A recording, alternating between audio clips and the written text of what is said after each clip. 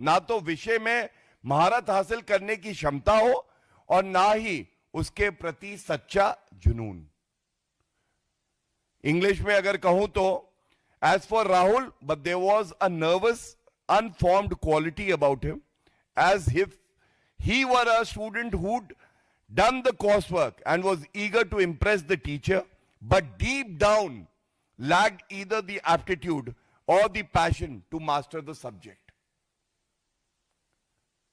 ये 3 foreign dignitaries मैंने उदाहरण के तौर पे आपको इसलिए पेश किया है। ये उदाहरण ये है राहुल गांधी, जो अपनी उपस्थिति से भारत की गरिमा को कम करने का काम करते हैं, भारत को शर्मसार करने का काम करते हैं, और जहां इनको जाना होता है संवैधानिक रूप पे वहां जाते नहीं हैं और उसके बाद हो हल्ला करते हैं। इसी विषय से जुड़ा हुआ एक और विषय है। सोनिया गांधी जी का एक वक्तव्य अभी आया है न्यूज में, जिसमें वो कह रही हैं that Bharatiya Janata Party is trying to destroy the legacy of Jawaharlal Nehru ji. So when Sonia Gandhi ji uses the word destruction, destruction today is synonymous to Rahul Gandhi. आज भारतीय राजनीति का भस्मासुर कोई है तो वो राहुल गांधी है। पहले कांग्रेस को निपटा के कहां ले आए हैं ये हमने देखा है। महाराष्ट्र गए तो वहां पे शरद पवार जी की पार्टी, उद्धव ठाकरे जी की पार्टी को निपटा दिया।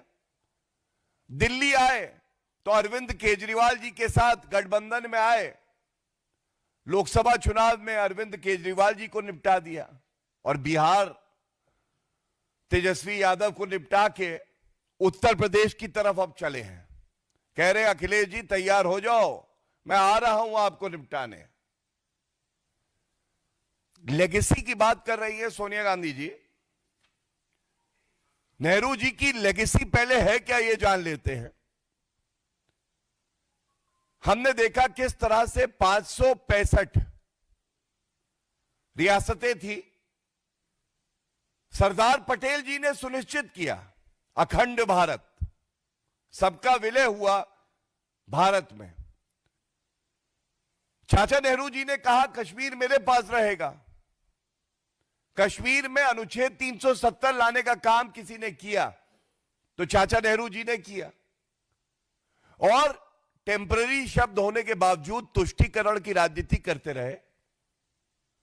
और टेम्पररी शब्द था लेकिन अनुच्छेद 370 को संशोधित नहीं कर पाए। ये तो आदरणीय प्रधानमंत्री जी श्री नरेंद्र मोदी जी आए, उन्होंने सुनिश्चित किया जो मूल भावना थी संविधान की, उसको ध्यान में रखते हुए गृह मंत्री श्री अमित शाह जी ने वो बिल संसद में पेश किया और उसके बाद हमने देखा अनुच्छेद 370 संशोधित हुआ। ऐतिहासिक कदम। So legacy of Jawaharlal Nehru ji is he gave us a constitution, especially Article 370, which was not in the interest of India, but for the sake of appeasement, for the sake of his personal relationship, he ensured that Article 370 is brought in the manner in the Constitution, which was not in the interest of the country. Second, जो हमारे भारत की भूमि है, PoK, Pakistan ने कब्जाई हुई है, यह किसकी legacy है सोनिया गांधी जी? 1 इंच भूमि के लिए हर भारतवासी, भारतीय जनता पार्टी अपनी जान न्यौछावर कर दे, और आपने अपनी गलत नीतियों की वजह से भारत की भूमि पाकिस्तान के कब्जे में आने दी। यह है लेगेसी। इस पे सोनिया गांधी जी थोड़ा सा प्रकाश डालिएगा। चीन के पास जो भारत की भूमि है, यह किसकी देन है? हिंदी चीनी भाई भाई किसने कहा था? यह फिर से जवाहरलाल नेहरू जी की लेगेसी है।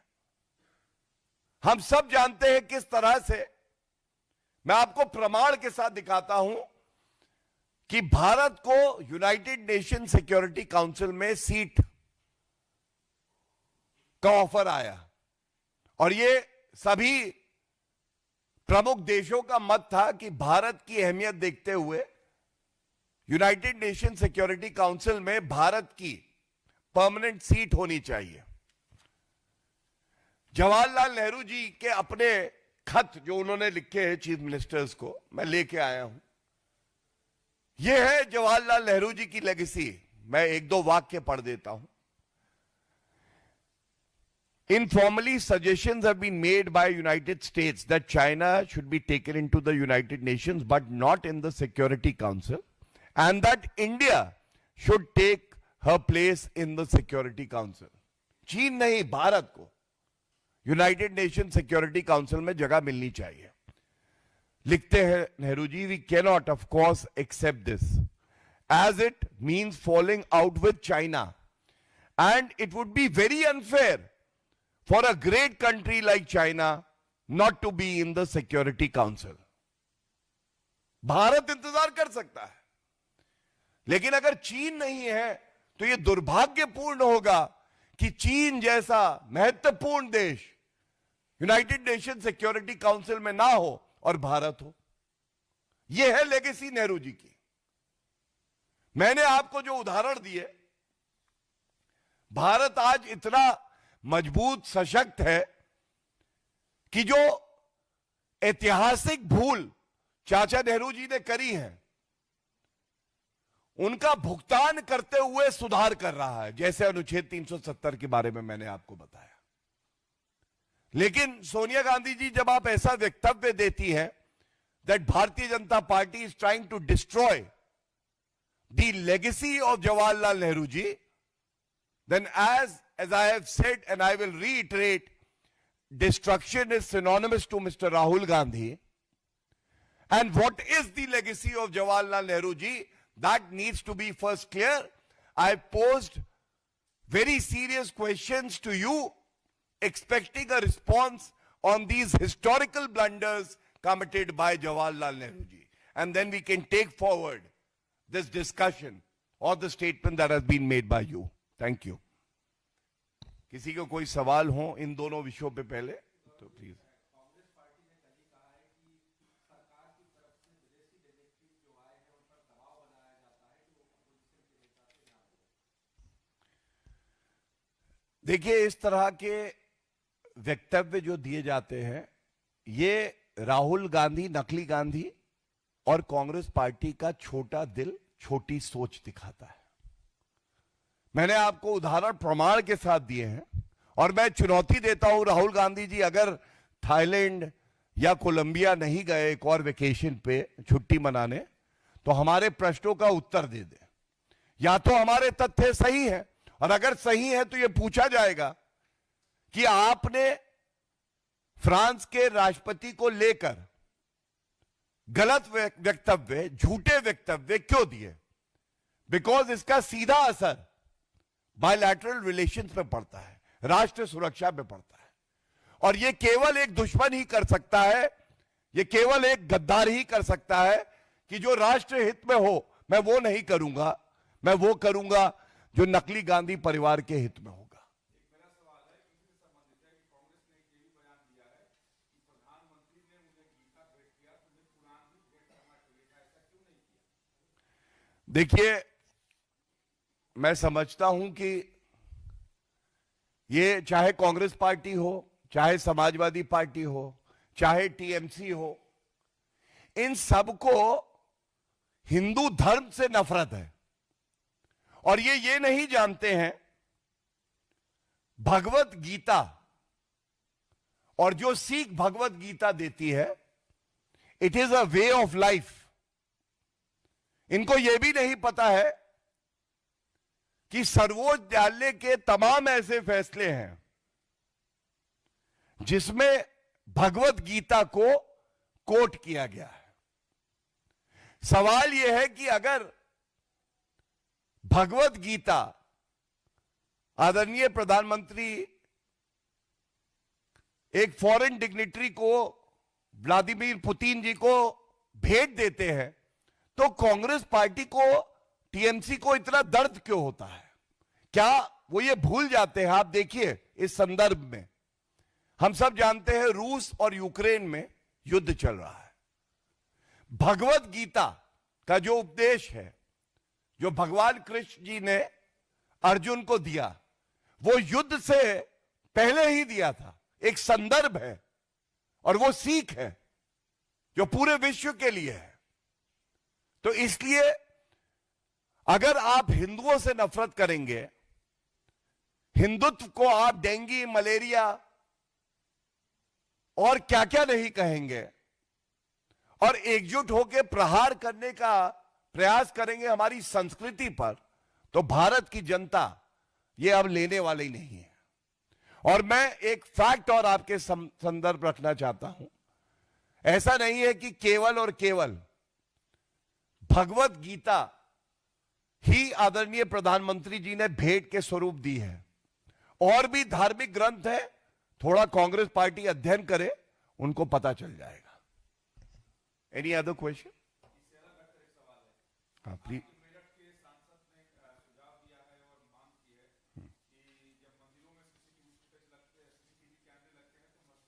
अभी लेते हैं। और any other question on the issue of the press conference please?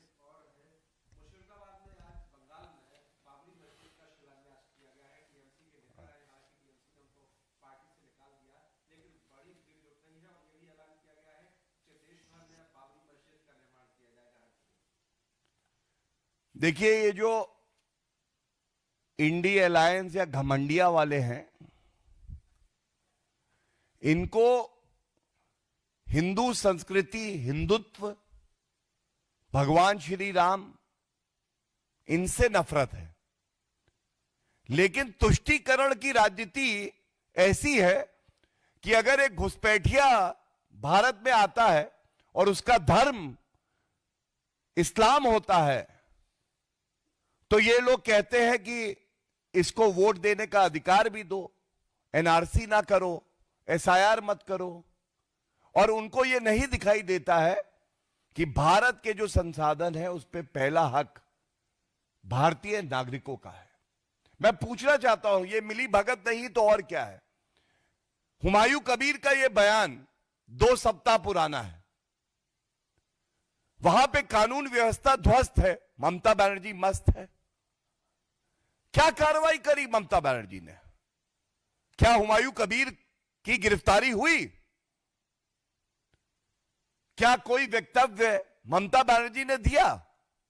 नहीं, क्योंकि हुमायूं कबीर जो भी कर रहा है वो ममता बनर्जी के इशारे पर ही कर रहा है। और ममता बनर्जी ये जानती हैं जो आगामी चुनाव है वो ममता बनर्जी हार चुकी है। उनको अगर सहारा किसी का है तो वो घुसपैठियों का है, उनको सहारा है तो सांप्रदायिक तुष्टीकरण की राजनीति का है। ममता बनर्जी इकलौती ऐसी मुख्यमंत्री हैं जो चाहती होंगी दंगे हों, वो चाहती हैं सौहार्द बिगड़े। और ममता बनर्जी को यह गलतफहमी है कि अगर सौहार्द बिगड़ेगा, दंगे होंगे, तो वो पुनः मुख्यमंत्री बन जाएंगे। वरना क्या मजाल थी, हुमायूं कबीर की हिम्मत कैसे हुई, जो सर्वोच्च न्यायालय ने फैसला दिया, भव्य राम मंदिर बना, करोड़ों राम भक्त हैं जिन्होंने अपना पूरा जीवन इस दिन के लिए इंतजार करते हुए निकाला, और उनका अपमान करते हुए हुमायूं कबीर ऐसा वक्तव्य दे दे। और ये 14 दिन का समय, 15 दिन का समय ममता बनर्जी ने एक भी वक्तव्य क्यों नहीं दिया? क्यों नहीं एफआईआर करी?